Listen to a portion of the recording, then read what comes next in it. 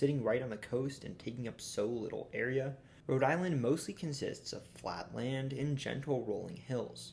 Other than Delaware, it's the first state I've covered so far that has no mountains of any kind to speak of.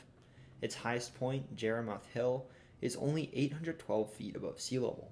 For the most part, the western half of the state is rural and nearly entirely covered in forests, whereas the eastern half of the state, on and around Narragansett Bay, is urbanized, consisting of Providence, its suburbs, and a few other towns that lie within its orbit.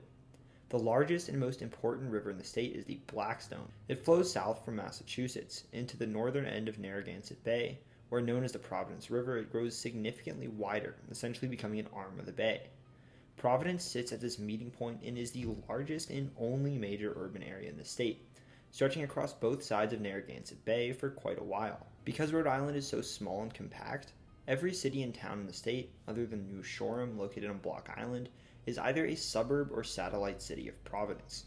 The farthest Rhode Island town from it westerly is only a 45-minute drive away.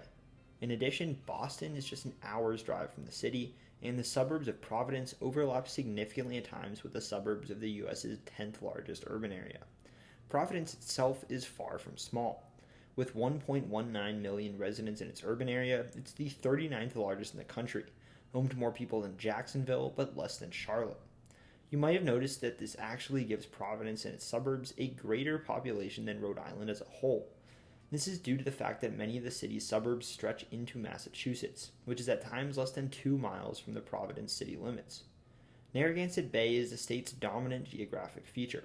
Stretching nearly 2/3 of the way into the state, it's a huge bay, an excellent natural harbor, and has been instrumental in shaping Rhode Island. The bay is dotted with many islands, but is home to 3 major ones that take up much of it, making it essentially a collection of various channels that cut into the state. In the northwest of the bay is Prudence Island, in the southwest Connecticut Island, and taking up the eastern section is the largest and most populous of the state's islands, Aquidneck Island, home to the famous city of Newport. In addition, 9 miles off the Atlantic coast sits Block Island, which sits between Long Island and Martha's Vineyard, forming a body of water called Block Island Sound. I don't typically talk too much about counties in the U.S. Explained because each state usually has so many of them.